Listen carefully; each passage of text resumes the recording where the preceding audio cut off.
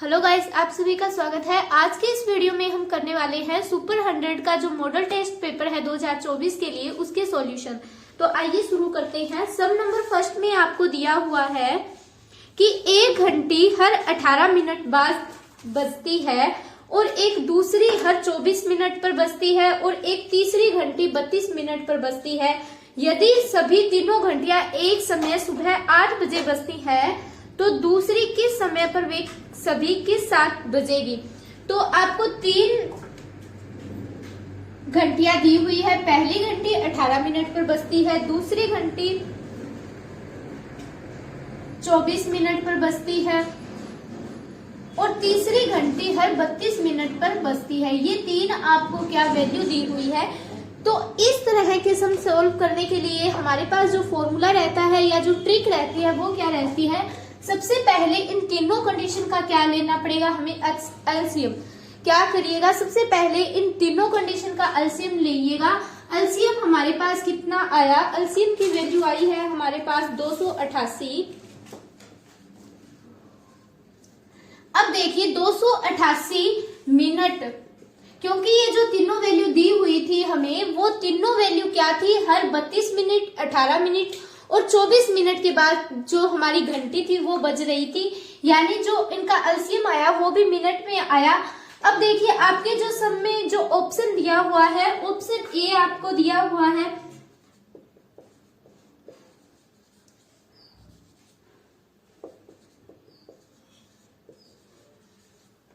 C option.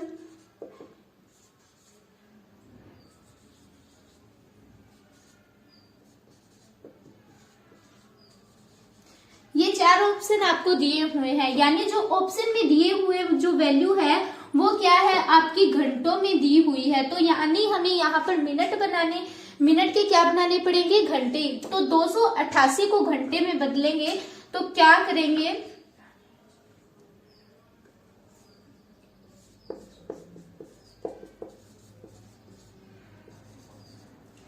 एक minute को अगर घंटे में बदले तो कितने आएंगे यहाँ पर।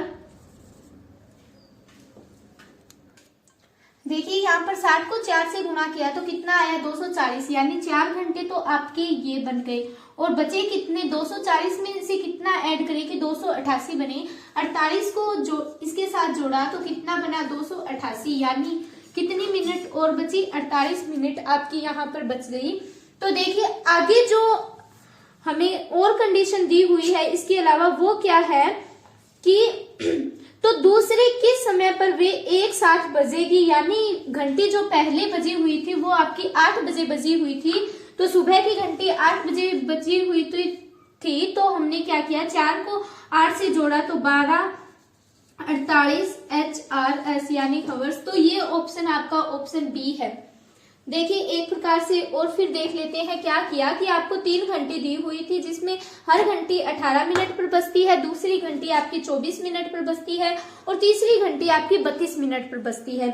यदि तीनों घंटियां एक साथ समय सुबह 8 बजे बजी, यानी तीनों घंटियां कब एक साथ बजी थी, सुबह 8 बजे बजी थी, तो वो फिर किस टाइम पर या किस समय आपकी दोबारा एक साथ बजेगी वो हमें निकालना था। तो आपको यदि इस तरह के सम आए तो उसमें आपको क्या करना है, सबसे पहले एलसीएम लेना है। एलसीएम यदि आपका मिनट में है तो उसके घंटे बनाने हैं। तो यहाँ पर हमने 1 minute is equal to 60 second किया तो 60 को 4 से गुणा किया तो 240। यानी यहाँ से 240 के तो हमने घंटे बना लिए, 4 घंटे, बचा कितना लास्ट में, 48। तो 48 यहाँ पर मिनट में इसके साथ लिखा।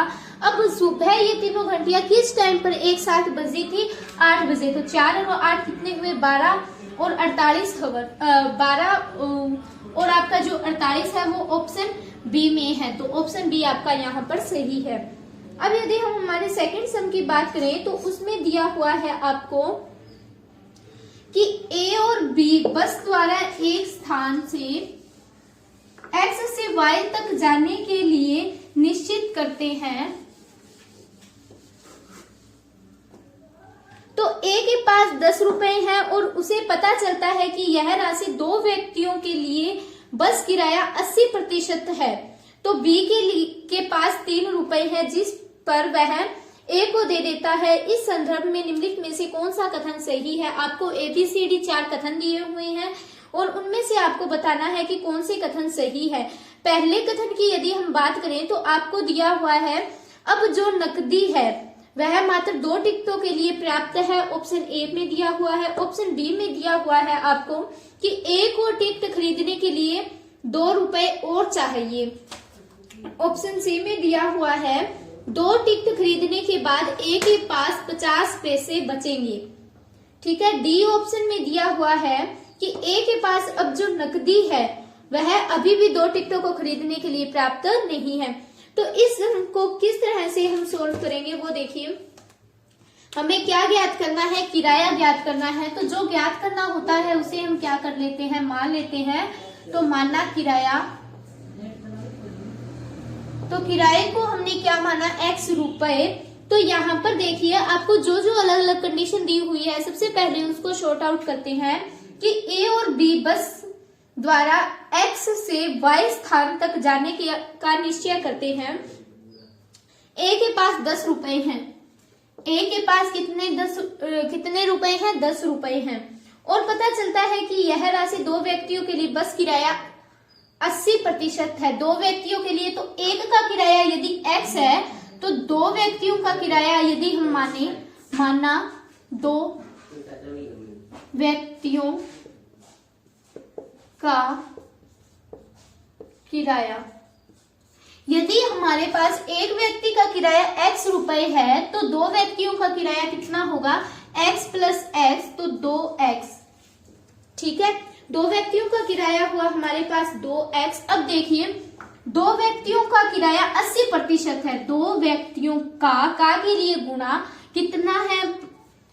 2 व्यक्तियों का किराया 80% है। तो 80% हटाने के लिए क्या करते हैं? हम इसके डिवाइड में 100 लगाते हैं। ठीक है। अब देखिए दोनों व्यक्तियों का जो किराया है वो टोटल कितना है? इन दोनों की अगर हम बात करें कंडीशन की तो इसके बराबर क्या लेकर चलेंगे हम? 10 यहाँ पर जो किराया था A के पास वो। अब देखिए इसको तो न तो गुणा करनी है और न भाग करना है। क्यों? क्योंकि ये तो हमारे पास जो हमने किराया माना है वो है। ठीक है। 2 व्यक्तियों का किराया है। तो यहाँ से इस 0 से ये 0 को कैंसिल किया, बचा कितना? 10। अब देखिए ये 8 यहाँ पर गुणा में है, अगर इस साइड लेके आए तो क्या होगा? भाग में। और जो भाग में है वो क्या होगा? यहाँ पर गुणा में। तो यहां से अगर हमने सोल्व किया तो कितना आया? 25 भाग में 2। ठीक है। अब आगे और इसे सोल्व किया तो कितना बना? यहां पर हमारे पास 12.50 पैसे। ठीक है। अब देखिए आगे क्या दिया हुआ है आपको? B के पास 3 रुपए और मिलते हैं और B उन रुपए को A को दे देता है। तो यानी A के पास पहले कितने रुपए थे? 10 रुपए थे। यदि B अपने रुपए और A को दे देता है तो अब कितने रुपए हो जाते हैं? A के पास टोटल हो जाते हैं यहाँ पर 13 रुपए। तो हमें ज्ञात क्या करना है? कंडीशन के मुताबिक देखिए जो आपको ऑप्शन ए में दिया हुआ है वो क्या है? ए के पास जो नकदी रुपए हैं वह मात्र 2 टिकटों के लिए है। यह गलत है कथन। अगर बी की बात करें तो ए को टिकट खरीदने के लिए 2 रुपए और चाहिए। एक टिकट का यदि इतना है और ए के पास 13 है तो ए के तो ऑलरेडी इसके पास ज्यादा है तो उसे 2 रुपए नहीं चाहिए। तो ये भी गलत है। यदि ऑप्शन सी की बात करें तो 2 टिकट खरीदने के लिए ए के पास 50 पैसे बचेंगे। अगर यदि हम 13 में से इन 2 व्यक्तियों का किराया माइनस कर दें तो ए के पास कितने बचेंगे? यहाँ पर 50 पैसे और बचेंगे। तो ये कथन जो है हमारा बिल्कुल सही है। इस कथन में क्या दिया हुआ है कि 2 टिकट खरीदने के बाद ए के पास 50 पैसे बचेंगे। तो हाँ, ए के पास कितने रुपए बचेंगे? 50 पैसे बचेंगे। तो ऑप्शन सी हमारा सेकंड सम में ऑप्शन सी बिल्कुल सही है। देखिए किस तरह, यदि आपको इस तरह के सम आए तो आप कैसे करोगे? जो भी आपका किराया निकालना है, सबसे पहले एक व्यक्ति का किराया आप x मानोगे। यहाँ पर क्या दिया हुआ है, 2 व्यक्तियों का किराया निकालेंगे। सबसे पहले कंडीशन में आपको 2 दिया हुआ है कि 2 व्यक्तियों का किराया निकालिए। तो 2 व्यक्तियों का किराया निकाला तो एक व्यक्ति का x माना, तो 2 व्यक्तियों का किराया कितना हुआ हमारे पास 2x। तो आगे क्या दिया हुआ था कि 2 व्यक्तियों के लिए बस का किराया 80% है। तो 2 व्यक्तियों के लिए किराया कितना है, 80% है। तो यहाँ पर 80 का प्रतिशत हटाया तो डिवाइड में 16 गया। अब देखिए इस 2x को हम इसके साथ गुणा या भाग नहीं करेंगे। क्यों? क्योंकि ये हमारी जो कंडीशन है ये मानी हुई है हमारी ओर से, ठीक है। तो ये किराया हमने बराबर में लिया और इसको सोल्व किया तो यहाँ पर 25 भाग में 2 आया। इसको यदि और आगे सिंप्लीफाई किया तो 12.50 या 12.50 पैसे आपके पास बचे। अब देखिए ए के पास 10 रुपए थी, 10 रुपए तो है, और यदि बी के पास 3 रुपए और मिलते हैं और बी अपने रुपए ए को दे देता है तो ए के पास 10 और 3 कितने हो जाते हैं, 13। तो यदि अब हम हमारे यहाँ पर ऑप्शन के साथ बात करें तो सी ऑप्शन यहाँ पर बिल्कुल सही था। क्यों सही था? क्योंकि यदि ए अपने पास से 2 व्यक्तियों का किराया दे देता है तो भी उसके पास 50 पैसे और बच जाते हैं। तो ये हमारा जो ऑप्शन था वो ऑप्शन सी था। अब देखिए थर्ड सम की बात करें। थर्ड सम जो हमारा है 10th क्लास की यदि हम बात करें तो चैप्टर 13 से, 9th क्लास में भी चैप्टर 13 से रिलेटेड है। इस सम को करने से पहले आपको जो भी फॉर्मूले थे 13 चैप्टर में वो सभी रिवाइज होने चाहिए, तो ही ये सम आपका सोल्व होगा, अदरवाइज ये सम आपका सोल्व नहीं हो सकता। अब देखिए दिया हुआ क्या है हमें कि 2 गोलों के आयतन का अनुपात। अब सबसे पहले क्या करते हैं हम, गोले का आयतन। तो गोले का आयतन क्या होता है,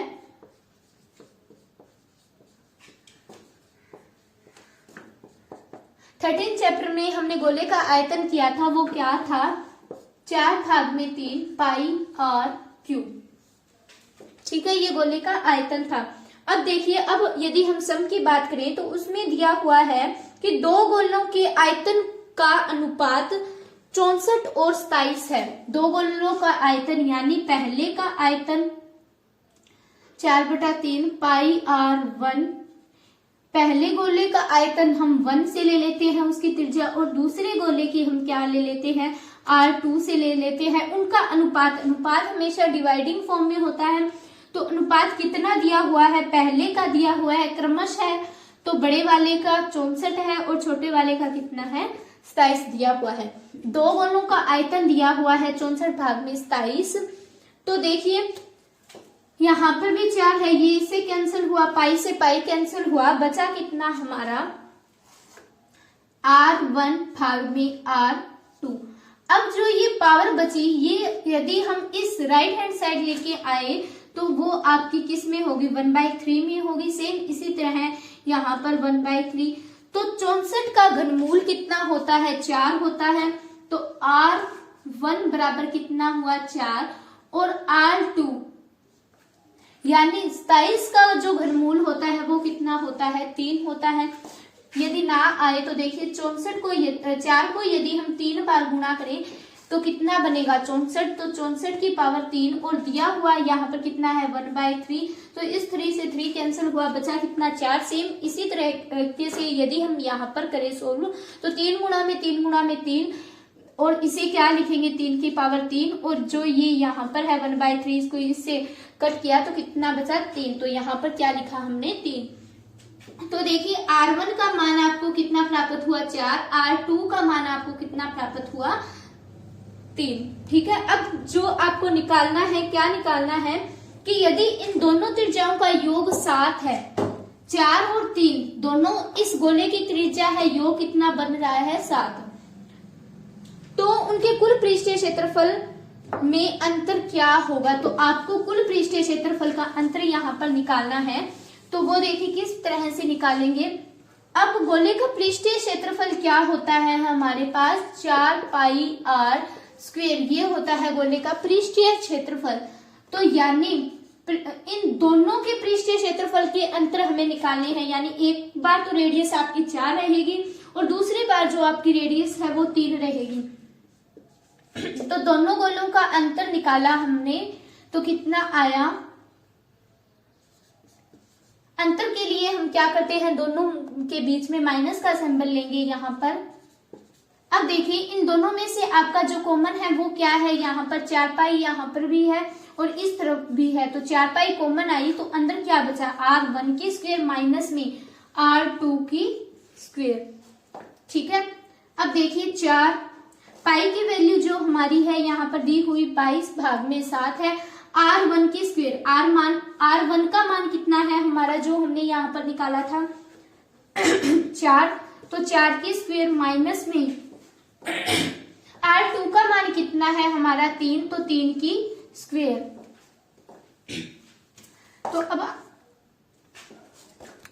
अब देखिए आगे इसे 4 गुणा में 22 भाग में 7, यहाँ पर देखिए 4 की स्क्वायर करेंगे 16 और 3 की स्क्वायर करेंगे 9, तो 16 में से 9 को माइनस करेंगे तो कितना बचेगा यहाँ पर गुणा में 7। ठीक है, इस 7 से ये 7 कैंसिल होगा, बचा कितना 22 की 4 से गुणा करेंगे तो 88 सेंटीमीटर में है अगर आपका आंसर, तो सेंटीमीटर, अदरवाइज मीटर में है तो मीटर में, मीटर स्क्वायर। ठीक है, तो यहाँ पर आपका जो 88 सेंटीमीटर स्क्वायर है वो ऑप्शन डी के साथ मैच हो रहा है, तो ऑप्शन डी यहाँ पर बिल्कुल सही है। किस तरह से किया हमने कि हमें दो गोलों का अनुपात दिया हुआ था 64:27, तो हमने उन दोनों का अनुपात लिखा और बराबर में जो वैल्यू दी हुई थी उनको लिखा और उनके घनमूल करके उनको सॉल्व किया, तो r1 की वैल्यू आई 4, r2 की वैल्यू आई 3। अब आगे जो आपको ज्ञात करना था वो क्या था, ज्ञात करने के लिए हमें यहाँ बोला था कि दोनों गोलों के पृष्ठीय क्षेत्रफल का अंतर क्या होगा, तो पृष्ठीय क्षेत्रफल के लिए r1 गोले का पृष्ठीय क्षेत्रफल लिखा और दूसरे गोले का पृष्ठीय क्षेत्रफल लिखा, अंतर के लिए माइनस का प्रयोग किया। यहाँ पर इन दोनों में से 4 पाई को कॉमन लिया, अंदर दोनों की रेडियस बची, उन दोनों में से माइनस का सिंबल, फर्स्ट की r1 की वैल्यू लिखी 4 और r2 की वैल्यू रखी यहाँ पर 3, स्क्वायर की तो 16 और 3 की स्क्वायर की तो 9, 16 में से 9 को माइनस किया तो 7, 7 को 7 से यहाँ से कैंसिल किया तो बचा कितना 22 गुणा में 4 यानी 88 सेंटीमीटर स्क्वायर आपकी क्या आई। इन दोनों गोलों के पृष्ठीय क्षेत्रफल का अंतर है वो कितना रहा आपका 88। अब यदि हम हमारे फोर्थ सम की बात करें तो उसमें हमें दिया हुआ है कि ऊंचाई का एक खंबा जमीन पर 10 मीटर। अब देखिए हिंदी में जो कंडीशन दी हुई है उसमें जो आपको वैल्यू 10 मीटर दी हुई है वो गलत है। इंग्लिश में देखिए a pole of height is 14 metre, तो 14 मीटर यहाँ पर है वो आपकी जो एक्चुअल हाइट है या जो भी आगे हम पढ़ेंगे उसके अनुसार जो भी वैल्यू होगी वो होगी। तो इंग्लिश और हिंदी दोनों का कंपैरिजन करके पेपर में देख लीजिए कि किस में वैल्यू क्या है। ठीक है, इस पेपर में भी आपकी इंग्लिश और हिंदी की अगर कंडीशन की बात करें तो 2-3 सम में ऐसी दिक्कत आएगी आपको। अब देखिए फोर्थ सम में दिया हुआ है ऊंचाई का एक खंबा जमीन पर 10 मीटर नहीं है, यहाँ पर कितना है 14 मीटर है, 14 मीटर छाया डालता है। देखिए एक कोई खंबा है और ये जमीन है, ये खंबा अपनी यहाँ पर छाया डाल रहा है। खंबे की जो छाया है, खंबा अपनी जो छाया जमीन पर डाल रहा है वो कितनी है आपकी 14 मीटर लंबी है। ठीक है,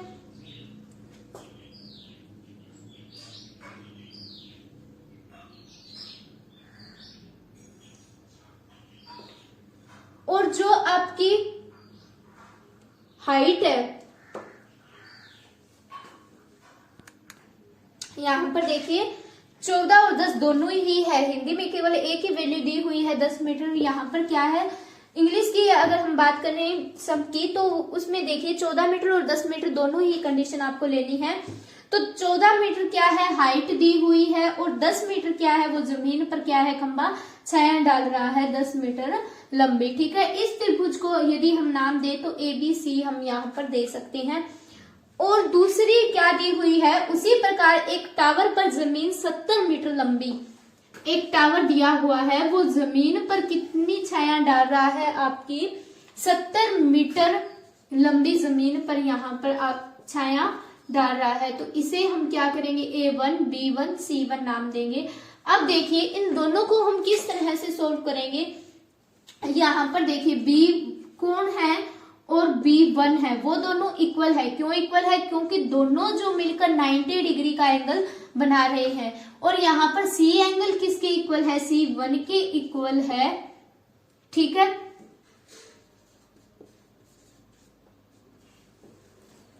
अब देखिए जब आपकी एक भुजा और एक कोण बराबर होता है तो क्या है, त्रिभुज आपका कौन सा त्रिभुज बन जाता है, समरूप त्रिभुज बन जाता है। और समरूप त्रिभुज की क्या कंडीशन होती है, समरूप त्रिभुज की संगत भुजा समान अनुपात में होती है। समरूप त्रिभुज की संगत भुजा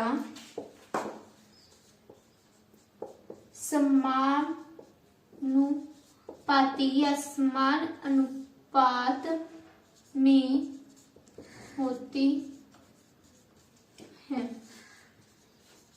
ठीक है, जब आपके त्रिभुज की एक भुजा और एक कोण बराबर हो जाता है तो आपके जो दोनों त्रिभुज है वो त्रिभुज समरूप त्रिभुज हो जाते हैं। और समरूप त्रिभुज की जो भुजा है वो क्या होती है, समानुपाती होती है। तो यहां से यदि अब हम बात करें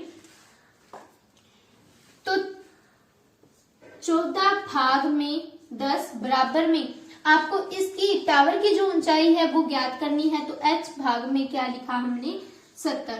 ठीक है, यहाँ पर समान अनुपात के लिए 14 भाग में 70। और जो इसी तरह इस कंडीशन को यदि हम इस रूल से अप्लाई करें तो समान अनुपात में यदि हम इन दोनों को ले तो 4 भाग में कितना हुआ, 70। यहाँ से इस जीरो से ये जीरो कैंसिल और क्रॉस मल्टीप्लाई की तो 14 गुना में 7 बराबर में यहाँ पर कितना आया, h गुना में 1 यानी h। तो 14 7 कितना हुआ यहाँ पर 98 बराबर में h। तो ये आपके मीटर में थी तो यहाँ पर 98 मीटर आया। तो आपको जो 98 है वो ऑप्शन डी में दिया हुआ है। ऑप्शन डी यहाँ पर क्या है, आपका सही है।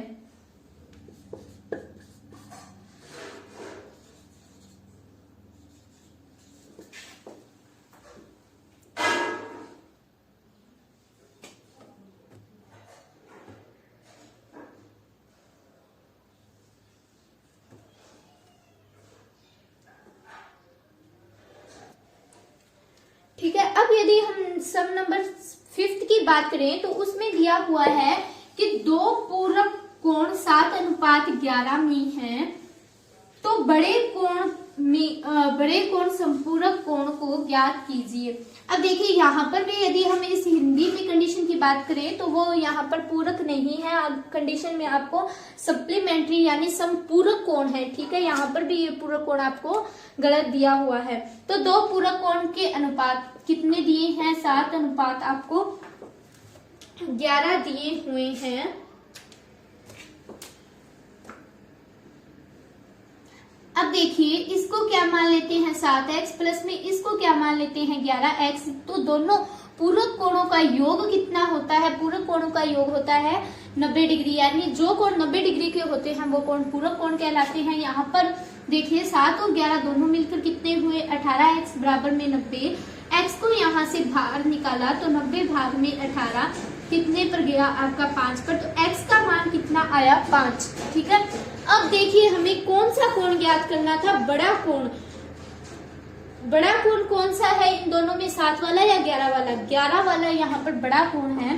तो 7 गुना में x की जगह पर हमने कितना लिखा है यहाँ पर 5, तो कितना आया 55 डिग्री। बड़े कोण का मान कितना आया, 55 डिग्री। अब देखिए तो यदि बड़े कोण का संपूरक कोण ज्ञात कीजिए, वो आपको ज्ञात करना है। तो संपूरक कोण का मान हमारे पास 180 डिग्री होता है। 180 में से यदि हम बड़े कोण की वैल्यू माइनस करें तो आपका जो आंसर होगा वो ही इस सम का आंसर होगा। यहाँ से हम कैरी लेंगे तो कितना रहेगा 5, यहाँ पर 7, 2 और 1, 125 डिग्री क्या है इस सम का आंसर है। कैसे किया, दो आपको कोणों का मान दिया हुआ था, दो कोण 7:11 में थे, तो हमने अनुपात में थे तो यानी x के द्वारा सोल्व किया। तो इस पहले कोण को x माना तो 7x, दूसरे को 11x बराबर 90। 7 और 11 दोनों मिलकर यहाँ पर 18 हुए। इस तरह से सोल्व किया तो x का मान 5 आया। अब देखिए बड़ा कोण आपको ज्ञात करना था, तो बड़े कोण को ज्ञात किया तो 11 गुणा में 5 यानी 55 डिग्री। अब बड़े कोण में से पूरक नहीं है, वहां पर सही कर लीजिएगा, संपूरक है। संपूरक कोण ज्ञात करना है तो संपूरक कोण का मान 180 डिग्री होता है। 180 में से 55 को माइनस किया तो कितना आया 125 डिग्री। 125 डिग्री आपका ऑप्शन सी में है, तो ऑप्शन सी यहाँ पर सही है। यदि अब हम बात करें सिक्स्थ सम की, तो उसमें क्या दिया हुआ है, एक समांतर चतुर्भुज और समचतुर्भुज के क्षेत्रफल बराबर हैं। तो समचतुर्भुज के विकर्णों का माप कितना दिया हुआ है, 120 मीटर और 44 मीटर है। यदि समांतर चतुर्भुज की एक भुजा 66 है तो दूसरी संगत शीर्ष लंब की ऊंचाई आपको ज्ञात करनी है।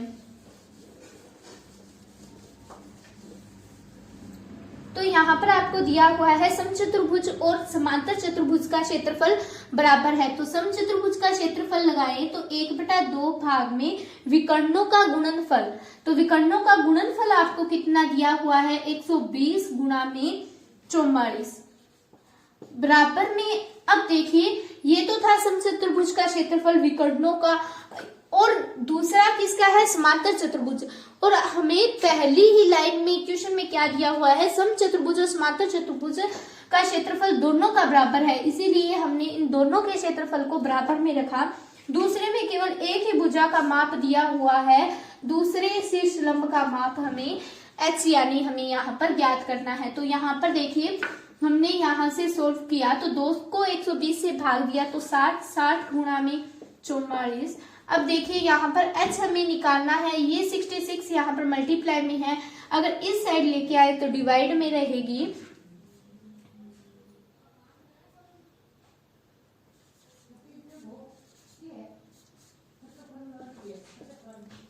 बीस को फिर 2 से गुणा किया तो कितना आया यहाँ पर 40 मीटर।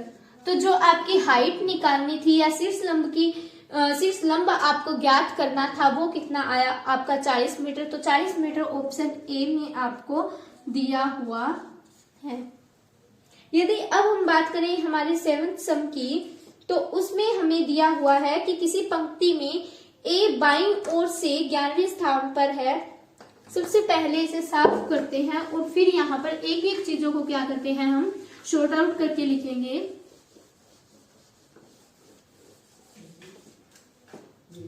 तो किसी पंक्ति में ए बाईं ओर से 11वें स्थान पर है, ये जो साइड है बाईं ओर की है और ये दाईं ओर की साइड है, ठीक है। ये कोई पंक्ति है, तो इस पंक्ति में ए बाईं ओर से 11वें स्थान पर है, यानी ये ए है और 11वें स्थान पर है, और बी दाहिनी ओर से 10वें स्थान पर है। बी दाहिनी ओर से 10वें स्थान पर है, ये बी है यहाँ पर, ठीक है। यदि ए और बी को आपस में बदला जाता है तो ए बाईं ओर से 18वें स्थान पर हो जाता है। ए और बी को यदि हम बदल दें तो ए बाईं ओर से 18वें स्थान पर हो जाता है, कौन, ए, ठीक है। तो पंक्ति में ए और बी के अलावा कितने व्यक्ति हैं, यानी इन दोनों को छोड़कर जो भी व्यक्ति हैं वो हमें निकालनी है। सबसे पहले यहाँ पर देखिए ए कितने स्थान पर हुआ, अब 18, तो 18 माइनस क्या करेंगे 11, और अब देखिए एक को तो हमने माइनस में करना है, क्यों, क्योंकि ए जो व्यक्ति है वो यहाँ पर नहीं लेना, एक ही तो संख्या ज्ञात करनी है। तो उसके लिए हमने इसको ए को जो एक मान पर है वो हमने माइनस किया, तो 18 माइनस 11 और ए कितना हुआ 12, घटकर कितने हुए 6। तो यानी ए और बी के बीच की दूरी है वो कितनी है, अब यहाँ से 6। क्या रहेगा फॉर्मूला, 18 माइनस 11 ए के लिए, तो ए का एक मान 11 दिया हुआ है और दूसरा कितना दिया हुआ है 18। तो उसमें से सारे में से हम क्या करते हैं, ए को माइनस करते हैं। तो माइनस करने पर जो हमारी ए की वैल्यू आई, एक्चुअल ए जो हमारा 6ठे नंबर पर है। तो अब आपको ज्ञात क्या करना है, ए और बी के अलावा कितने व्यक्ति इस पंक्ति में हैं वो हमें बताना है। तो क्या करेंगे हम,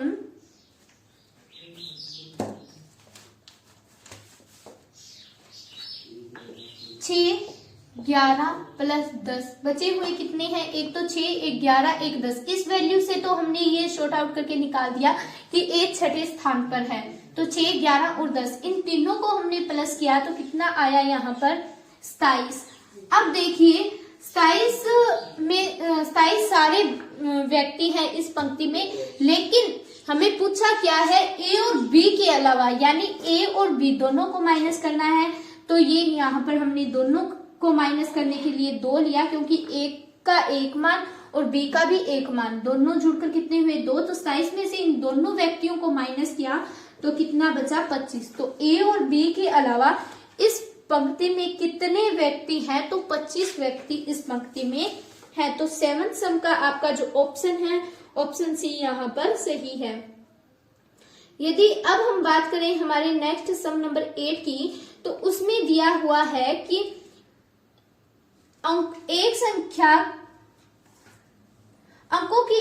दो अंकों की एक संख्या का योग 15 है।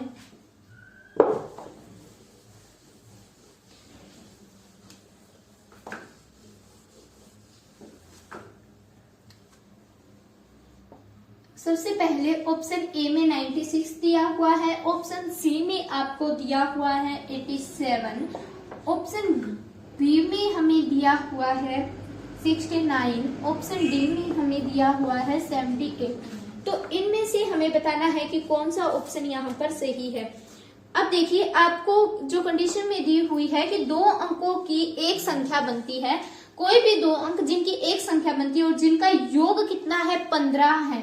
तो यदि हम इस सम को ऑप्शन के अकॉर्डिंग सोल्व करें तो ये चारों ऑप्शन है, क्या इनका योग 15 बन रहा है। 6 और 9 15, 8 और 7 15, 7 और 8 15, 6 और 9 15, यहाँ तक तो ये सारे 15 बन रहे हैं। तो इसका सही उत्तर का हम अंदाजा नहीं लगा सके। आगे अगर कंडीशन में देखें कि अंकों को आपस में बदलने पर प्राप्त की गई संख्या उस संख्या से 9 अधिक है, यानी अब हम ऑप्शन ए को यहाँ पर लेकर चलें तो ये कितने हैं, इन दोनों का योग 2 अंकों की संख्या है और दोनों का जो योग है 9 और 6 दोनों मिलकर कितने बन रहे हैं यहाँ पर 15। ठीक है, अब यदि हम इन अंकों को आपस में बदल देते हैं तो बदलने पर 6 और 9 कितने हुए यहाँ पर बदलने पर 69।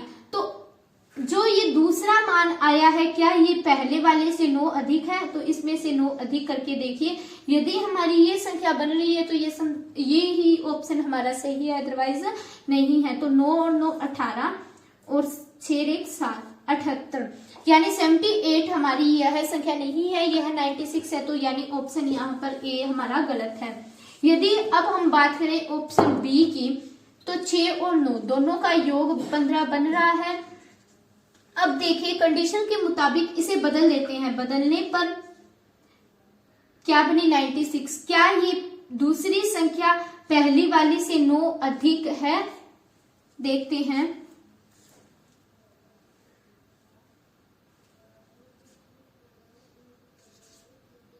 Ninety six 69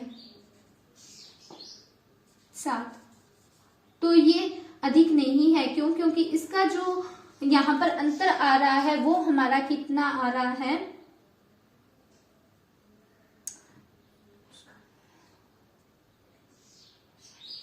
17। तो ये भी हमारा ऑप्शन क्या है, यहाँ पर गलत है। यदि अब हम बात करें ऑप्शन सी की, तो ऑप्शन सी में दिया हुआ है हमें 87। तो 87 को यदि हम इनके अंकों का योग देखें तो 15 तो बन रहा है। यदि हम 87 को बदल दें, इनके अंकों को बदल दें तो कितना आया 78। क्या ये पहली वाली संख्या से 9 अधिक है? तो देखिए ये पहली वाली संख्या अधिक है, जो बाद में आई है वो तो संख्या इससे कम है। ठीक है, तो ये भी ऑप्शन आपका यहाँ पर सही नहीं है। यदि हम बात करें 78 की, तो 78 को बदलें, पहले इनके अंकों का योग चेक करें तो 15 बन रहा है। यदि अब हम इन्हें बदलें तो कितना बन रहा है 87। अब देखिए 87 पहले वाले से 9 अधिक है या नहीं। बिल्कुल अधिक है। देखिए ये संख्या कम है, ये ज्यादा है, तो कितनी ज्यादा है, 78 में से हम यदि 9 को ऐड करें तो यहाँ पर कितना बन रहा है, 87 बन रहा है, जो ये बिल्कुल सही है यहाँ पर। तो हमारा जो ऑप्शन रहेगा वो ऑप्शन डी रहेगा।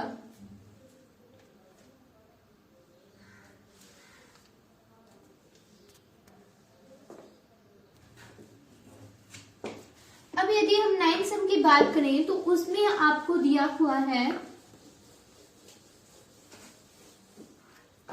कि ABCDEF 6 गांव हैं, जहां पर F गांव D से, देखिए पहले तो हमें क्या दिया हुआ है, ABCDE और F, ये 6 गांव है, जहां पर हमने कोई गांव पूर्व से है, कोई पश्चिम से है और कोई उत्तर से है। तो इसके लिए हम क्या करते हैं, सबसे पहले चारों दिशाएं देखिए कहां पर कौन सी दिशा रहेगी। ऊपर आपकी कौन सी दिशा होती है, उत्तर के बिल्कुल नीचे कौन सी होती है, दक्षिण।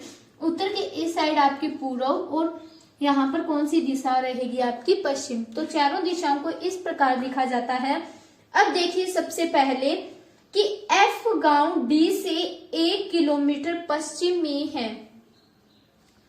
जो F गांव है वो D से पश्चिम में है, यानी पश्चिम आपकी इस साइड की दिशा होगी, तो यहां पर है 1 किलोमीटर की दूरी में। अब दूसरा गांव है B गांव E गांव से, B गांव E के पूर्व में है, यानी ये कोई आपका यहाँ पर B गांव है और E क्या है, इसके पूर्व में है, यानी इस साइड आपका क्या रहेगा, E गांव रहेगा। पूर्व दिशा इस साइड और पश्चिम इस साइड। आगे देखिए क्या दिया हुआ है कि A गांव E गांव से 2 किलोमीटर की दूरी पर है। A कोई गांव है यहाँ पर, वो E से 2 किलोमीटर उत्तर की तरफ है। यदि हम यहाँ पर E गांव ली और A और E दोनों उत्तर से कितनी दूरी पर है, 2 किलोमीटर की दूरी पर है, यानी A गांव E से 2 किलोमीटर उत्तर की तरफ है। तो यहाँ पर A गांव लिया, या यदि हमें, तो वो कितनी दूरी पर है, 2 किलोमीटर की दूरी पर है। अब देखिए फोर्थ कंडीशन में क्या दिया हुआ है, C गांव A गांव से 1 किलोमीटर की दूरी पर है, 1 किलोमीटर पश्चिम में है, ये C है यहाँ पर, ठीक है। कितना किलोमीटर है, 1 किलोमीटर पूर्व में है, तो ये इस साइड आपका रहेगा।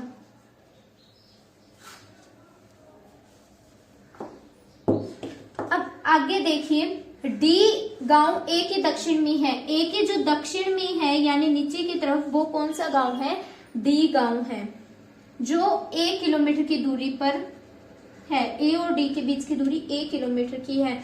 तो आपको क्या ज्ञात करना है कि कौन सी 3 गांव एक ही लाइन पर है। अब देखिए यदि हम पहले इन दोनों के बीच में कोई कॉमन नहीं था तो हमने इन्हें अलग साइड बना दिया। यदि अब हम इनकी जो ज्वाइंट की बात करें तो D के जो पश्चिम में है वो कौन सा गांव है, F है, और E के जो यहाँ पर पूर्व की साइड में है वो गांव कौन सा है, B गांव है, ठीक है। तो इनको भी अब हम यहाँ पर क्या कर देते हैं, साफ कर देते हैं। क्यों, क्योंकि हमने इसको इसी पर ही रख दिया है यहाँ पर। तो देखिए आपको ज्ञात क्या करना है इनमें से कि कौन सा गांव एक ही रेखा पर है। तो एक ही रेखा पर कौन सा गांव बन रहा है, गांव A, गांव E और गांव D। ये तीनों गांव एक ही लाइन पर है, A, D और E। तो यानी इस सम का आंसर वो कौन सा रहेगा, A, D, E। तो वो ऑप्शन आपका बी में है।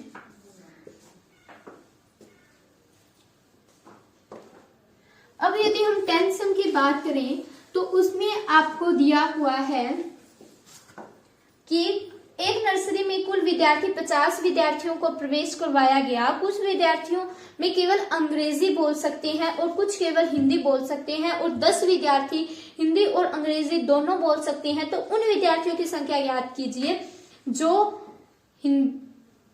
जो विद्यार्थी केवल हिंदी बोल सकते हैं और जो केवल इंग्लिश बोल सकते हैं और जो विद्यार्थी केवल हिंदी और अंग्रेजी या फिर इंग्लिश दोनों बोल सकते हैं। तो सबसे पहले देखिए, यदि आपको इस तरीके के सम आए तो उन्हें हम किसकी सहायता से करते हैं सॉल्व?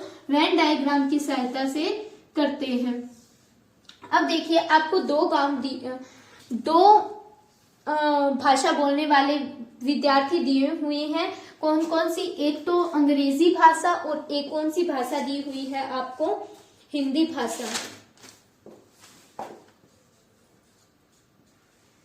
ठीक है। और टोटल हिंदी और अंग्रेजी के जो टोटल विद्यार्थी हैं वो कितने दिए हुए हैं? 50 दिए हुए हैं इस नर्सरी कक्षा में। तो अब देखिए क्या क्या कंडीशन दी हुई है। कुछ केवल हिंदी बोल सकते हैं, 10 विद्यार्थियों अंग्रेजी और हिंदी दोनों बोल सकते हैं, यानी अंग्रेजी और हिंदी का जो मिक्स जो बच्चे रहेंगे वो क्या रहेंगे? आपकी इसके अंदर रहेंगे। ठीक है, ये दोनों का कॉमन पार्ट है। वहां पर क्या होंगे? आपके जो अंग्रेजी और हिंदी बोलने वाले हैं वो दोनों बच्चे इसमें लिखे जाएंगे। तो वो कितने दिए हुए हैं आपको? 10। तो 10 आपको हिंदी और अंग्रेजी दोनों बोलने वाले दिए हुए हैं। यदि उन विद्यार्थियों की संख्या जो अंग्रेजी बोल सकते हैं वो 21 हो, वो कितनी हो? 21 हो। तो टोटल विद्यार्थी कितने हैं यहाँ पर? 50। 50 में से यदि हम 21 को माइनस करें, क्योंकि अंग्रेजी बोलने वाले इतने हैं, तो हमें ज्ञात किसका करना है? हिंदी का ज्ञात करना है यहाँ पर। तो वो कितना होगा? 9 और 2 29 क्या है? हिंदी बोलने वाले हैं। तो अंग्रेजी बोलने वाले कितने हैं? 21। तो 10 देखिए, हिंदी और अंग्रेजी दोनों बोलने वाले हैं, तो 21 माइनस 10 किया तो यहाँ पर जो 11 बच्चे आए वो कौन सी भाषा बोल रहे हैं? अंग्रेजी भाषा बोल रहे हैं। तो हमें ज्ञात क्या करना है? तो कितने विद्यार्थी हिंदी बोल सकते हैं? तो हिंदी बोलने वालों की संख्या कितनी है? 10। 29 तो केवल हिंदी बोल सकते हैं और हिंदी और अंग्रेजी दोनों मिलकर बोल सकते हैं, वो यहाँ पर कितने हैं? 10। तो 10 और 29 कितने हुए? 39। तो 39 हिंदी भी बोल सकते हैं। और क्या है? कितने केवल हिंदी बोल सकते हैं? तो केवल हिंदी वाले कितने हैं? 29। और कितने केवल अंग्रेजी बोल सकते हैं? तो केवल अंग्रेजी वाले कितने हैं आपके पास यहाँ पर? 11। तो 39 और 29 और 11 ऑप्शन आपका डी है यहाँ पर, उसमें दिया हुआ है। अब देखिए, बीच में आपको अंग्रेजी और हिंदी का दोनों का जो दोनों बोलने वाले विद्यार्थी थे वो 10 दिए हुए थे। उनमें से आपको क्या क्या निकालना था? कि हिंदी बोलने वाले टोटल कितने हैं? 50 हैं। यदि अंग्रेजी 21 बच्चे बोल सकते हैं तो हिंदी कितने बच्चे बोलेंगे? 50 में से 21 को माइनस किया तो 29 बच्चे यहाँ पर क्या है? केवल हिंदी बोल सकते हैं। और यदि अंग्रेजी 21 बच्चे बोल रहे हैं तो कितने केवल अंग्रेजी यहाँ पर बोल सकते हैं? तो 21 माइनस 10 किया तो यहाँ पर कितना लिखा? 11। अब जो आपको पूछा था कि हिंदी और अंग्रेजी वाले बच्चे 39 है, केवल हिंदी वाले 29 है और केवल अंग्रेजी वाले बच्चे कितने हैं? यहाँ पर 11 है। ठीक है। अब यदि हम बात करें हमारे नेक्स्ट सम की, तो सम नंबर 11 में आपको दिया हुआ है कि ताश के 52 पत्तों की एक गड्डी है जिसमें से लाल रानी और काला जैक निकाला जाता है। टोटल पत्ते आपको कितने दिए हुए हैं? यहाँ पर 52 पत्ते दिए हुए हैं। ताश की एक डिब्बी होती है, उसमें टोटल पत्ते आपके 52 होते हैं। तो उनमें से आपने क्या निकाल लिया है? 2 काली रानी और काले जैक निकाले जाते हैं। तो काली रानी के पत्ते कितने होते हैं? 2। और काले जो जैक होते हैं वो आपके कितने होते हैं? वो भी 2 होते हैं। 2 और 2 मिलकर कितने हुए? 4। तो टोटल 52 पत्तों में से 4 पत्ते निकाले जाते हैं। तो यहाँ पर अब पत्तों की संख्या कितनी बच गई? 52 में से 4 को माइनस किया, क्योंकि ये पत्ते तो आपके इस जो पूरी गट्टी है उसमें से निकाल लिए जाते हैं, तो 48 पत्ते यहाँ पर बच गए हैं। तो किसकी प्रायिकता ज्ञात करनी है? आपकी एक मुख वाला पत्ता यानी फेस कार्ड की प्रायिकता ज्ञात करनी है। तो जो आपके फेस कार्ड होते हैं या एक मुख वाला पत्ता होता है वो कितने होते हैं? टोटल 12 पत्ते एक मुख वाले या फेस कार्ड होते हैं। लेकिन इन फेस कार्ड में से भी तो आपके काली रानी और काले जैक होते हैं, तो वो कितने हैं? 4। वो यहाँ से माइनस करेंगे, क्यों? क्योंकि वो तो इनमें से भी तो निकलेंगे। तो 12 में से 4 को माइनस किया तो कितने बच गए? यहाँ पर 8। तो आपको इसकी प्रायिकता ज्ञात करनी थी। तो फॉर्मूला क्या रहता है? अनुकूल परिणाम बटे में कुल परिणाम। अब देखिए अनुकूल परिणाम यहाँ पर कितने हैं? आपको 8 है और कुल कितने हैं? 48 है। क्यों? क्योंकि 52 कुल पत्ते थे, 4 तो निकाल ही लिए हैं, तो कितने बचे? 48। यहाँ पर यदि हमने सोल्व किया तो कितना आया? 1 भाग में 6। तो ये आपका ऑप्शन डी है जिसका आंसर यहाँ पर दिया हुआ है। अब सम नंबर 12 की बात करते हैं, तो उसमें देखिए आपको क्या दिया हुआ है।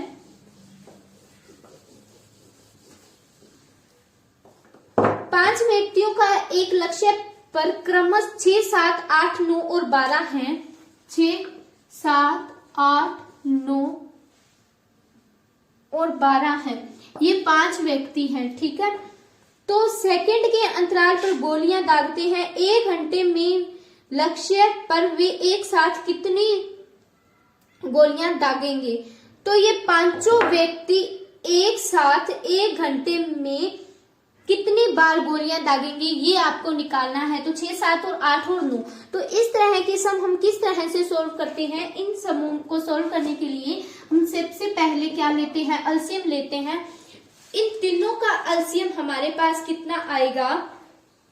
504 इन तीनों का एलसीएम रहेगा। फिर क्या है आपका? देखिए 1 घंटे में कितनी बार गोलियां दागेंगे ये आपको ज्ञात करना है। तो 1 घंटे की यदि हम मिनट बनाएं तो वो कितनी बनेगी आपकी?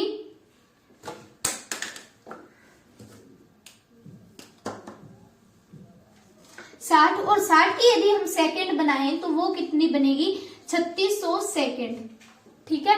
अब देखिए 3600 को 504 से यदि हम भाग दें तो 7 पॉइंट समथिंग आपका आंसर आएगा। लेकिन यहाँ पर केवल हमें पूर्णांक लेना है।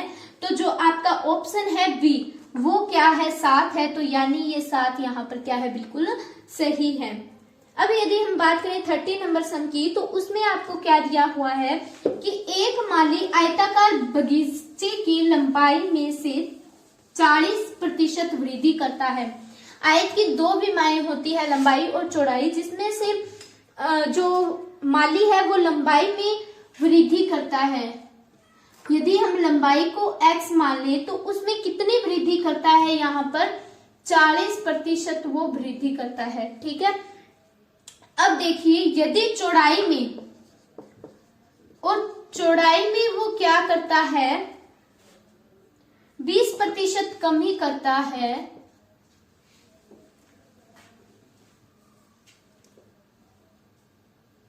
तो आपको क्या ज्ञात करना है? बगीचे के क्षेत्रफल में वृद्धि करता है या चौड़ाई में कमी करता है? तो नए बगीचे का क्षेत्रफल हमें क्या करना है? यहाँ पर ज्ञात करना है। तो देखिए यहाँ पर अब हमारी बात किस में आ रही है? परसेंटेज में चल रही है। तो यहाँ पर हम x ना लेकर 100 लें।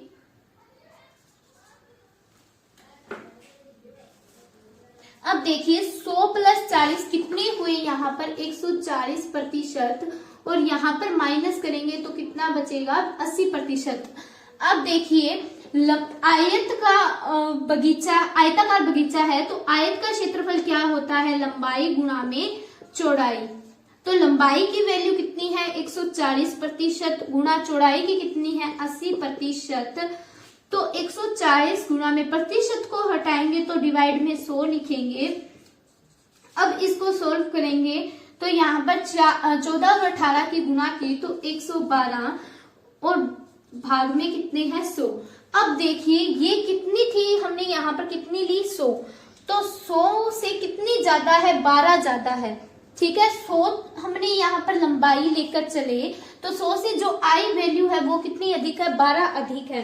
तो आपके यदि हम इन उत्तर में जो दिया गया है उनकी चारों कंडीशन की बात करें तो उसमें कौन सी सही रहेगी वो देखिए।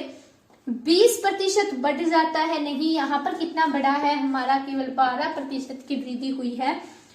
ऑप्शन बी दिया हुआ है 12% बढ़ जाता है, तो ऑप्शन बी हमारा क्या है, यहाँ पर सही है।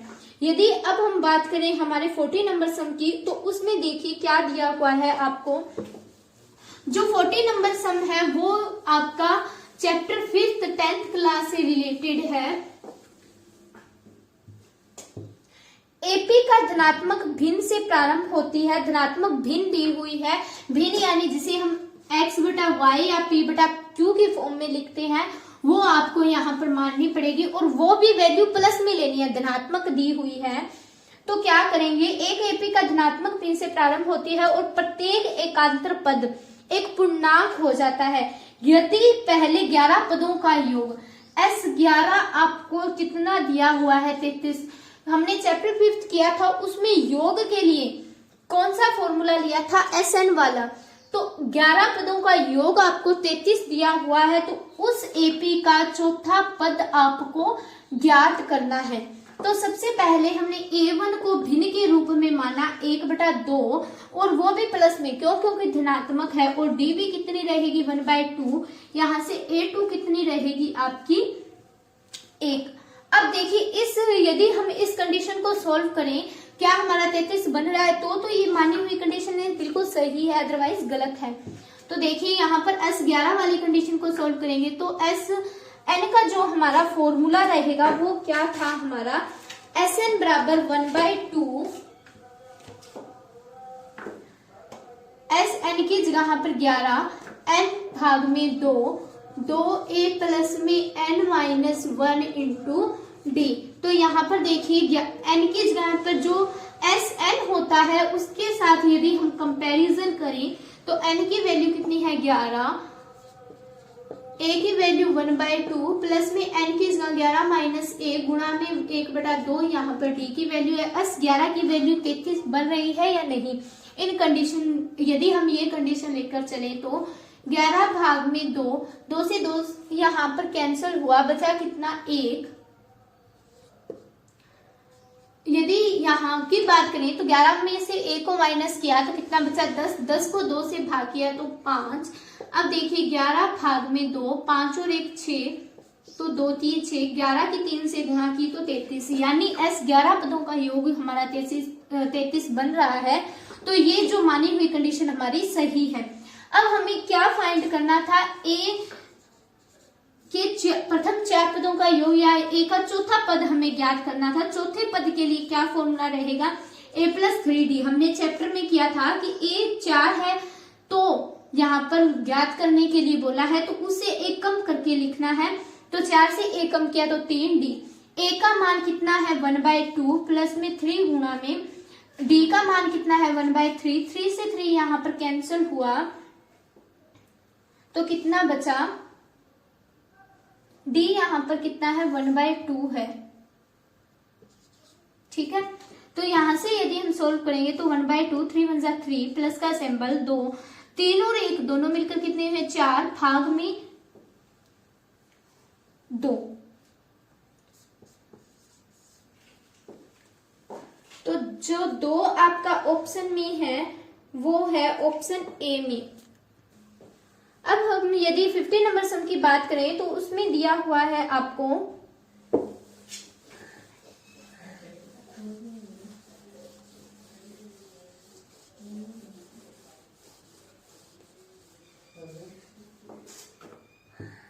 कि 1035 डिग्री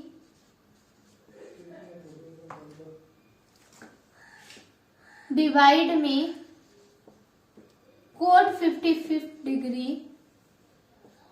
प्लस में कोट 78 डिग्री और डिवाइड में 10-12 डिग्री। अब देखिए इस तरह की कंडीशन हो तो या तो 10 को चेंज कीजिए या कोट को चेंज कीजिए। तो यहाँ पर यदि हम कोट को बदलेंगे तो यहाँ पर 35 डिग्री, कोट 90 माइनस थीटा, यहाँ पर 55 डिग्री बनाना है हमें। तो थीटा की वैल्यू क्या लेंगे हम 35, 90 में से क्या माइनस करें कि यहाँ पर 55 बचे, तो 35 को माइनस करेंगे तो यहाँ पर 55 बचेगा। सेम इसी तरह हमने क्या करना है, कोट 90 माइनस, यहाँ पर हम क्या माइनस करें कि 78 बचे, तो 12 को जब 90 से माइनस करेंगे तो कितना बचेगा यहाँ पर 78, tan कितना है हमें 12 डिग्री। अब देखिए tan 35 डिग्री, ये आपका चैप्टर 8 है, उससे ये सम दिया गया है। तो कोट 90 माइनस थीटा, जब हमने चैप्टर 8 किया था तो हमने ये सारे फॉर्मूले डिस्कस किए थे कि tan 90 माइनस थीटा की वैल्यू ये होती है, कोट 90 माइनस थीटा की वैल्यू ये होती है। तो कोट 90 माइनस थीटा आपका किस में चेंज होता है, tan थीटा। थीटा की वैल्यू यहाँ पर कितनी ली हुई है 35 डिग्री, प्लस में यहाँ पर कितना है आपको कोट। अब देखिए कोट 90 माइनस थीटा तो क्या बनेगा tan थीटा, तो थीटा की वैल्यू यहाँ पर कितनी ली हुई है 12 डिग्री। सेम इसी तरह से नीचे कितना दिया हुआ है 12 डिग्री, तो यहाँ से 10 को 10 से कैंसिल किया, कितना बचा 1। सेम इसी तरह यहाँ पर डिवाइड किया तो कितना बचा 1, 1 प्लस 1 दोनों मिलकर कितने हुए 2, तो 2 आपका ऑप्शन सी में दिया हुआ है। अब देखिए 60 नंबर सम की बात करें तो उसमें क्या दिया हुआ है आपको, उसमें दिया हुआ है कि 5 सेंटीमीटर त्रिज्या वाले एक बिंदु ए से, ये सम आपका क्लास 10th की चैप्टर नंबर 10 से है। जब हमने 10 चैप्टर किया था तो ये चैप्टर भी डिस्कस किए थे और ये सम भी डिस्कस किए थे। तो इन समों में से हमने एक सम आपको करने के लिए भी बोला था, तो वो इसी तरह से था। किस तरह से, देखिए कि 5 सेंटीमीटर त्रिज्या वाले एक वृत्त के बिंदु ए पर स्पर्श रेखा, एक वृत्त है उसमें 5 सेंटीमीटर त्रिज्या वाले, ये वृत्त की त्रिज्या हुई 5 सेंटीमीटर, बिंदु ए पर स्पर्श रेखा, ये यहाँ पर कोई बिंदु ए है, उससे स्पर्श रेखा ए बी है और केंद्र ओ दिया हुआ है। ओ बी से इस प्रकार मिलता है कि ओ बी 12 सेंटीमीटर है, तो स्पर्श रेखा की लंबाई ज्ञात कीजिए। तो ए बी की हमें यहाँ पर लंबाई ज्ञात करनी है। ये आपका राइट एंगल ट्रायंगल बन रहा है। जब दो भुजा दी हुई हो तो पाइथागोरस प्रमेय का प्रयोग करते हैं, वो क्या होती है आपकी कर्ण स्क्वायर बराबर में आधार का स्क्वायर प्लस में लंब का स्क्वायर। कर्ण स्क्वायर यानी बीडी का स्क्वायर कितना है 12 का स्क्वायर, आधार स्क्वायर यानी एबी का स्क्वायर जो हमें निकालना है, प्लस में लंब स्क्वायर यानी ओ ए का स्क्वायर यानी 5। अब देखिए 12 का स्क्वायर किया तो कितना बना 144। एबी का स्क्वायर यहाँ पर नहीं है, ज्ञात करना है, प्लस में लंब की वैल्यू हमें 5 दी हुई है, 5 को 5 से गुना करेंगे तो 25। अब देखिए 144 माइनस ये यहाँ पर प्लस का है तो इस साइड आएगा तो माइनस, और निकालना क्या है ए बी। अब इसकी जो होल स्क्वायर थी ए बी की वो अगर इस साइड लेके आए तो अंडर रूट में बदलेगी। यहाँ से यदि सोल्व करें तो 144 में से 25 को माइनस करेंगे 119। ए बी की वैल्यू कितनी आई रूट 119। रूट 119 आपकी ऑप्शन डी में दी हुई है। अब 80 नंबर सम देखिए, उसमें आपको क्या दिया हुआ है। ये जो 80 नंबर सम है वो आपका रीजनिंग से रिलेटेड है। यदि आपको 80 नंबर जैसे सम और भी पेपर में दिखाई दे तो बिल्कुल आप इसी तरीके से सोल्व करोगे। क्या दिया हुआ है आपको कि L M N O P Q R S T के 9 पूर्णांक आपको दिए हुए हैं जो 1 से 9 तक संख्याओं में प्रतिस्थापित किए गए हैं, परंतु उसी क्रम में नहीं है। P के लिए स्थान 4 निर्धारित है। P बराबर कितना है 4 है, और P और T के बीच का अंतर, P और T के बीच का अंतर कितना दिया हुआ है 5 दिया हुआ है। तो यहां से देखिए P की वैल्यू कितनी है हमारे पास 4, तो T माइनस 4 बराबर में 5, तो T का मान कितना आया 9, यानी T 9वें स्थान पर है। यदि N और T के बीच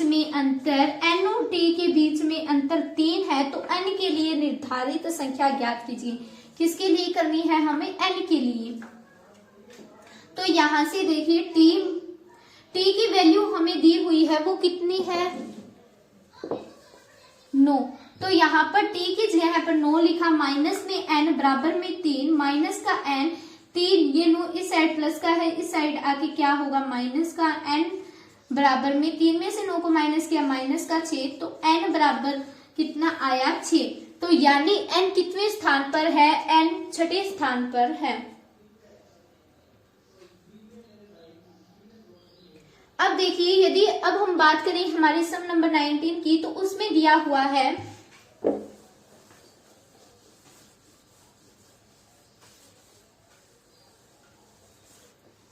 कि एक पिता की उम्र उसके पुत्र की उम्र की 9 गुनी है। यदि हम पिता की उम्र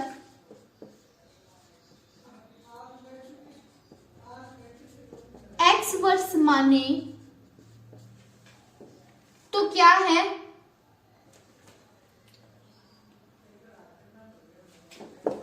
यहां पर पुत्र की आयु यदि हम x वर्ष माने तो पिता की आयु क्या है, पिता की आयु पुत्र की आयु से 9 गुनी है। 9 गुणा में x, पुत्र की आयु x है और पिता की आयु 9 गुनी है, तो कितना हुआ 9x। और यदि माता की उम्र पुत्र की उम्र से 8 गुनी है, माता की जो उम्र है वो पुत्र से कितनी है, 8 गुनी है, तो 8 गुना में x 8x। यदि इन तीनों का योगफल 51 है, तीनों आयु कौन कौन सी है, x प्लस में 9x प्लस में 8x, इनका योगफल 51 है, तो पुत्र की आयु ज्ञात करनी है। तो ज्ञात हमें पुत्र की करनी है, इसीलिए हमने पुत्र की आयु को x माना है।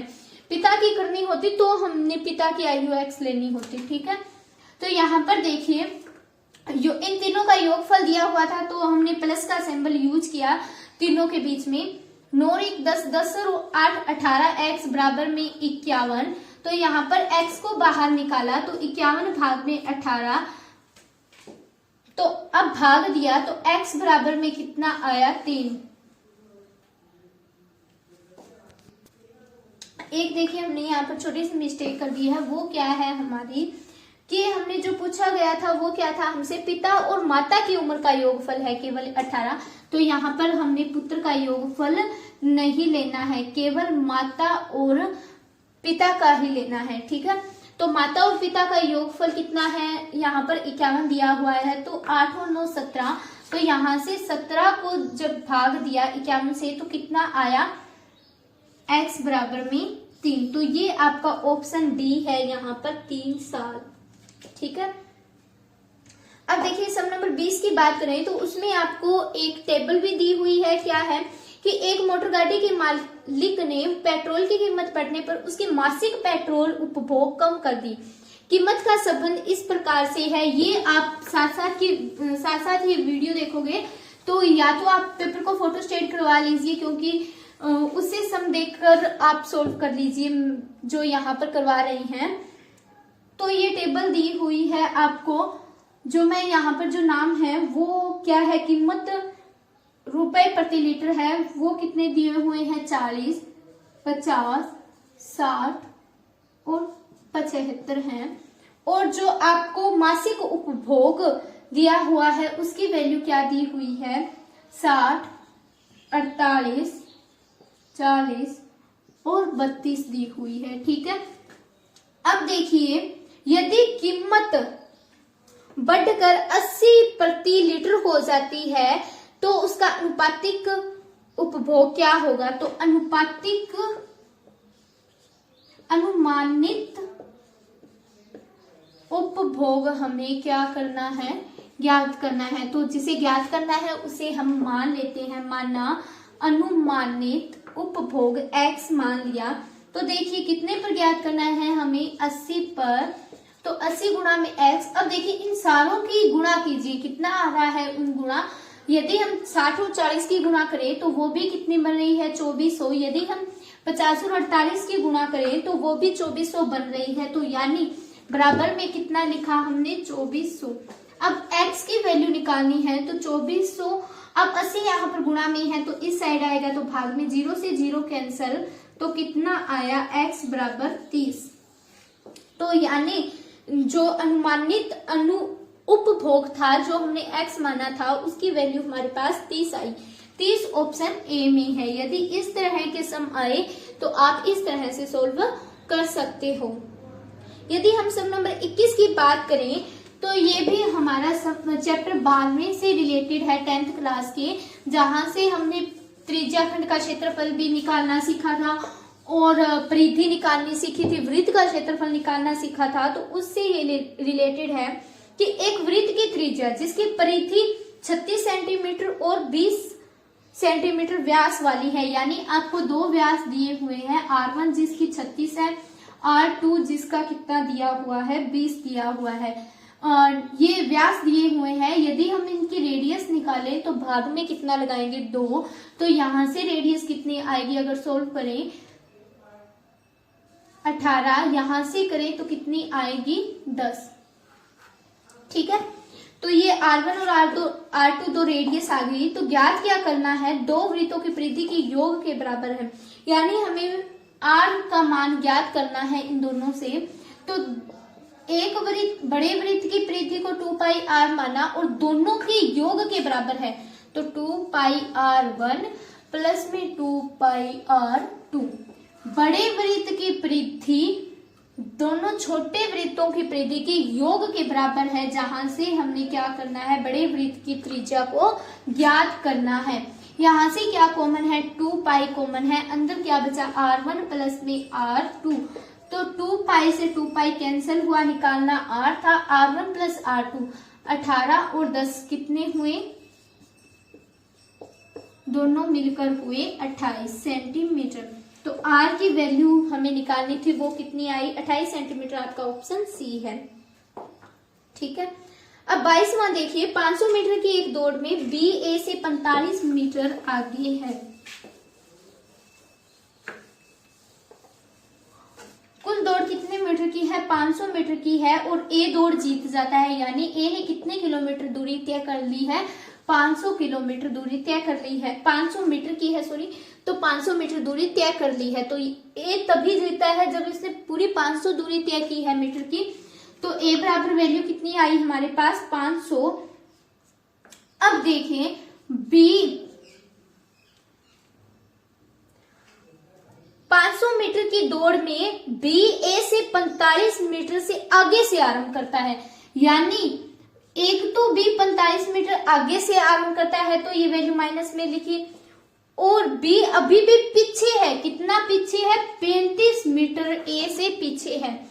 तो इसमें से कुल दूरी में से यदि हमने क्या किया, इन दोनों को माइनस किया,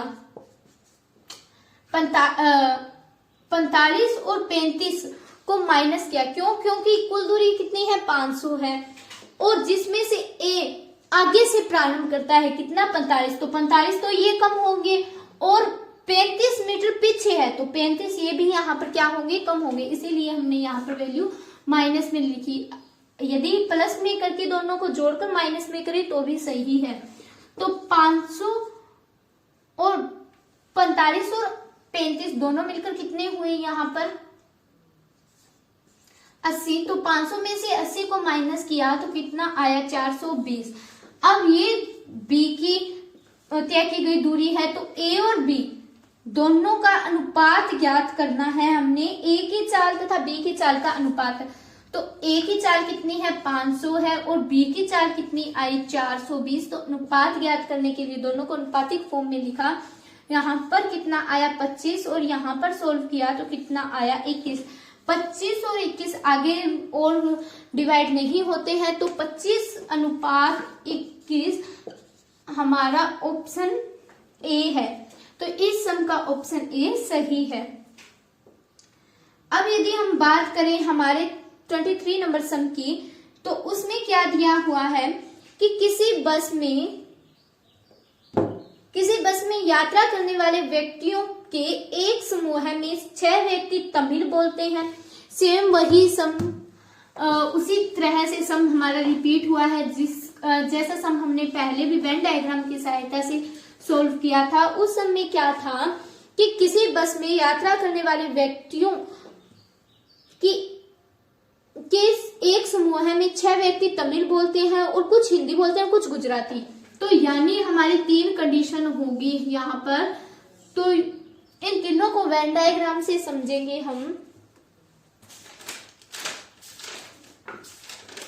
तो यहाँ पर जो व्यक्ति है वो तमिल बोलते हैं और इस सर्कल वाले व्यक्ति क्या हिंदी भाषा बोलेंगे और तीसरी भाषा गुजराती थी, तो इस वाले क्या बोलेंगे, गुजराती भाषा बोलेंगे। अब देखिए लास्ट में एक लाइन दी हुई है कि तीनों, एक व्यक्ति सभी तीनों भाषाएं बोल सकते हैं। तो इस सर्कल और ये सर्कल, इन दोनों का जो सेंट्रल पॉइंट है वो क्या है, ये सारा बन रहा है यहाँ पर। ठीक है, तो इसमें कौन से लोग हैं जो तीनों भाषाएं बोलते हैं? तो तीनों भाषाएं बोलने वाले लोगों की कितनी संख्या है? केवल एक संख्या है। एक व्यक्ति ऐसा है जो तीनों भाषा बोल सकता है। अब देखिए, अब हम अलग अलग करके करते हैं। पहली लाइन में देखिए कि बस में यात्रा करने वाले व्यक्तियों के समूह में 6 व्यक्ति कौन सी भाषा बोल रहे हैं? तमिल भाषा बोल रहे हैं। तमिल भाषा बोलने वालों की संख्या कितनी है? 6 है। और हिंदी भाषा बोलने वालों की संख्या कितनी है? 15 है। और गुजराती भाषा बोलने वालों की संख्या कितनी है? 6 है। अब देखिए, उस समूह में कोई व्यक्ति कोई अन्य भाषा नहीं बोल सकता। यदि इस समूह में 2 व्यक्ति केवल 2 भाषाएं बोल सकता है, तो अब देखिए यहां से यदि हम इसे सोल्व करने की एक नई ट्रिक और देखें, तो इन जो तीनों का जो, यदि हम इस पॉइंट की बात करें तो इसमें 2 भाषाएं बोलने वाले लोग हैं। तो ये और ये, इनका दोनों का सेंट्रल पॉइंट है। यहाँ पर दोनों भाषाएं हो सकती है, या तमिल और गुजराती की दोनों हो सकती है, या हिंदी और गुजराती की भी दोनों हो सकती है। तो दोनों के लिए हमने इस पॉइंट का यूज किया। तो अब देखिए, तमिल भाषा बोलने वालों की संख्या कितनी है? 6। तो यहाँ से 3 तो ऑलरेडी व्यक्ति बंट गए, 2 तो तमिल और हिंदी बोल सकते हैं, एक तीनों भाषाएं बोल सकता है।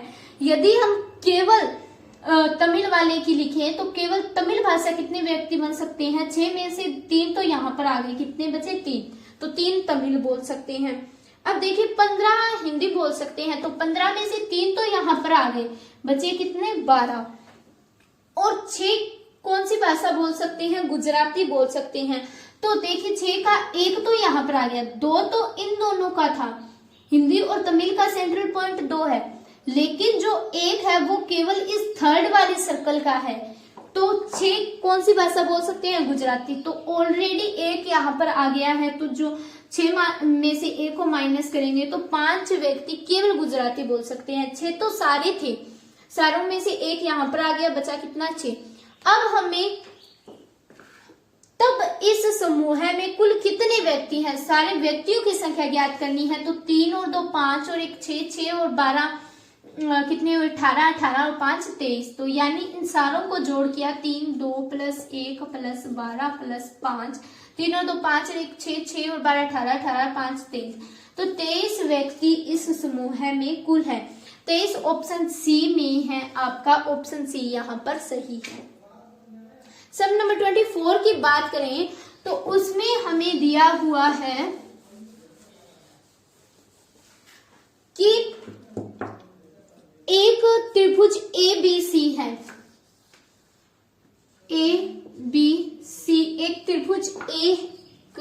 त्रिभुज है जिसमें कोण A 40 डिग्री का है। कोण A 40 डिग्री है, कोण B 60 डिग्री है।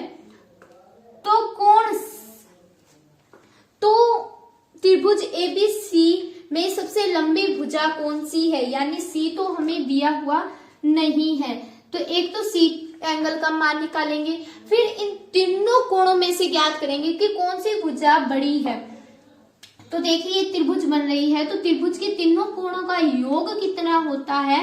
180 डिग्री होता है। तो A का मान 40 है, B का मान कितना है? 60 है, C हम निकालेंगे तो कितनी होगी यहाँ पर? 100 प्लस C बराबर में 180 डिग्री। C का मान कितना आया यहाँ पर? 80 डिग्री। देखिए 100 इस साइड माइनस में होगा जाकर, तो कितना बचेगा 80 डिग्री। तो देखिए सी का जो मान हमारे पास आया वो कितना है 80 डिग्री है। अब हमारे पास एक प्रॉपर्टी होती है, वो कौन सी होती है कि बड़े कोण के सामने वाली भुजा बड़ी होती है। तो इन तीनों कोणों में से बड़ा कोण कौन सा है सी, जिसका मान कितना है 80 डिग्री है। तो इसके सामने वाली भुजा कौन सी हुई हमारी ए बी। तो ए बी क्या है, बड़ी भुजा है, वही हमें ज्ञात करनी थी कि कौन सी भुजा इसमें बड़ी है। तो ए बी ऑप्शन सी में दिया हुआ है, ऑप्शन सी यहाँ पर सही है। अगर छोटे कोण के सामने वाली भुजा छोटी होती है, बड़े कोण के सामने वाली भुजा बड़ी होती है। अब जो हमारा लास्ट सम है 25 नंबर सम, उसमें हमें क्या दिया हुआ है कि 2k-1 और k यदि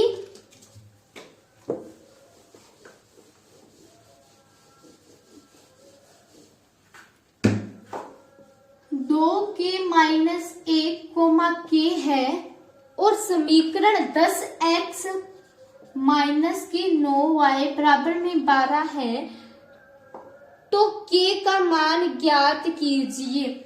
ये समीकरण है 10x माइनस 9y बराबर 12 और 2k-1 और k हमें दो वैल्यू दी हुई है। इसकी सहायता से हमने k का मान निकालना है। तो देखिए किस तरह से सोल्व करेंगे हम। जो पहले वाला पॉइंट होता है वो x का होता है और जो दूसरा पॉइंट होता है वो y का होता है। ये अगर हम इस कंडीशन की अप्लाई करने की बात करें तो 10th क्लास का जो चैप्टर नंबर 7 है दूरी सूत्र, वहां पर हमने किया था कि एक बार जब एक बॉक्स में दो वैल्यू हो हमारी, या एक ब्रैकेट के अंदर दो वैल्यू हो, तो इसे ग्राफिकली तरीके से करें हम सोल्व। तो जो पहले वाली वैल्यू होती है वो x की होती है और सेकंड पर जो वैल्यू होती है वो y की होती है। तो x की यहाँ पर वैल्यू कितनी है 2k-1, तो x की जगह पर ये वैल्यू पुट की 9 गुणा में y की जगह पर कितना मान है k, तो y की जगह पर मैंने क्या रखा यहाँ पर 9 के साथ y गुणा में था, तो 9 के साथ गुणा में क्या लिखा k, क्योंकि यहाँ पर y की वैल्यू क्या दी हुई है k दी हुई है बराबर में 12। ठीक है, अब देखिए 10 इस सारे के साथ गुणा में है, तो 10 की गुणा 2 के साथ की तो 20k, 10 की गुणा 1 के साथ की तो माइनस का 10 सिंबल साथ उठाने हैं आपको। 9 की गुणा k के साथ की तो 9 के बराबर में 12। यहाँ से देखिए 20k और 9k, 20 में से 9 को माइनस किया तो कितना बचा 11k। यहाँ पर देखिए ये माइनस का है, इस साइड अगर लेकर आए तो प्लस में रहेगा। 11 के बराबर में 12 और 10 दोनों मिलकर कितने हुए 22। 22 भाग में यहाँ पर 11 क्या है गुणा में है, इस साइड आएगा तो डिवाइड में होगा। तो 11 को 22 से भाग दिया तो 2, यानी k का मान कितना आया आपके पास 2। ठीक है, अगर ये दिखाई नहीं दे रही है तो यहाँ पर और दोबारा लिख देते हैं k बराबर में 22 भाग में 11, तो 11 को यहाँ से भाग दिया तो k का मान कितना आया 2। तो 2 आपका ऑप्शन बी में है, ऑप्शन बी में दिया हुआ है 2, तो 2 यहाँ पर सही है। तो 25 नंबर सम तक हमने कर लिए हैं। आगे जो बचे हुए सम है वो हम पार्ट 2 में इन्हें सॉल्व करेंगे। ठीक है, तो आई होप आपको ये सारे सम समझ में आ गए होंगे। तो थैंक यू। और इन सभी सम से ही रिलेटेड आपके जो पेपर में सम आएंगे वो इन सारों से ही रिलेटेड होंगे, तो कृपया करके इन समों को ट्राई कर लीजिए और फिर भी ना आए तो समझ में आप पूछ सकते हैं दोबारा। तो थैंक यू।